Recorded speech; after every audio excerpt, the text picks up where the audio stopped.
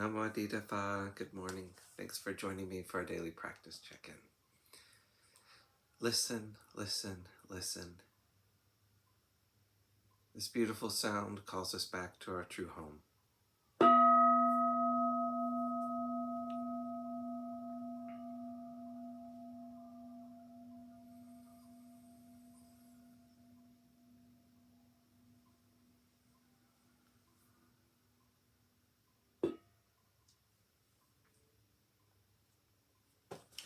The second mindfulness training. Aware of the suffering caused by exploitation, social injustice, stealing, and oppression, I vow to cultivate loving kindness and learn ways to work for the well-being of people, animals, plants, and minerals. I will practice generosity by sharing my time, energy, and material resources with those who are in real need.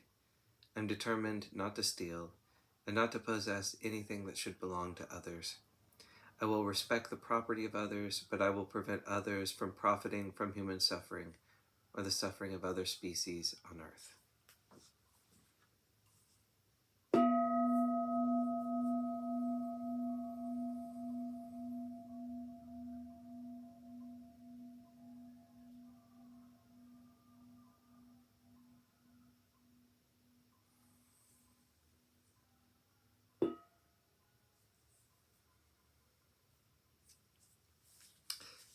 For Dharma lessons, we're reading Ajahn Amaro's book, Catastrophe, Apostrophe. This morning we're beginning a section on eating is more interesting than peace. The challenge of the Third Noble Truth is to sustain that awareness of no dukkha. This is challenging because peace is not interesting.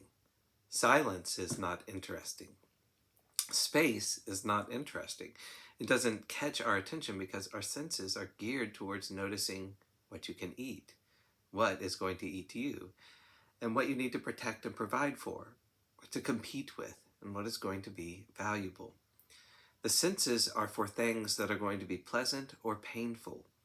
So we have to train our senses to notice peace, to notice space, to notice silence, and to stay with it. This is what Satchikata Bhante, the realization of dukkha nirodha, means. The instruction in the sutta is, dukkha nirodha should be realized. Those of you who have been students of Ajahn Sumedho, listened to his Dharma talks, or read his books, will know that he puts a lot of attention into this theme. He will often use a catchy phrase like, peace is really boring. This is because silence, space, stillness, and peace are not exciting according to our normal habits of perception.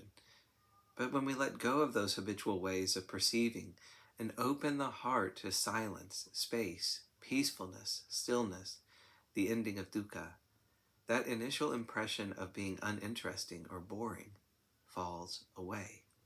There's a kind of blossoming. For example, let's say you're looking for someone. You look in the living room and it's empty, nobody's there. Nothing interesting here, so you take off and search some other rooms. What if instead, as you come into the empty space of the living room, you stop and attune to the space, stillness, and silence? The heart opens to the presence of the moment. There is the recognition that the Dhamma is here and now. How could it not be?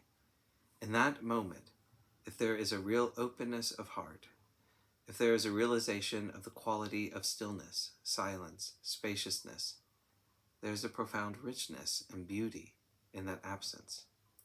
In the Thai language, the word for ordinary, tamada, is derived from the Pali word meaning the nature of ultimate reality, dhammata. Hidden in the ordinary is the ultimate. If you open up the packet, you find great treasure inside. This is dukkha nirodha, which is recognized by the awakened awareness of the heart. Again, we don't need to believe this or take it on trust. We can experiment for ourselves.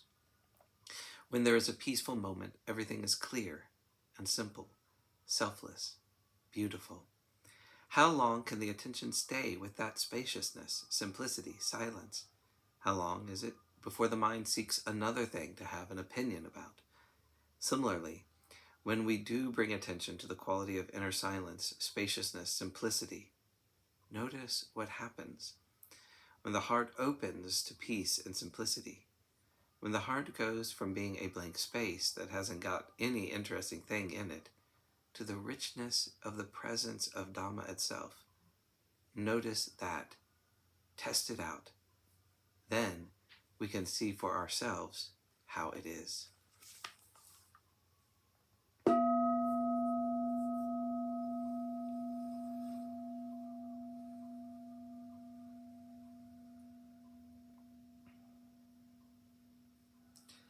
May all beings be well. May all beings be happy. May all beings be peaceful. Sadhu, sadhu, sadhu. Thanks for joining me today.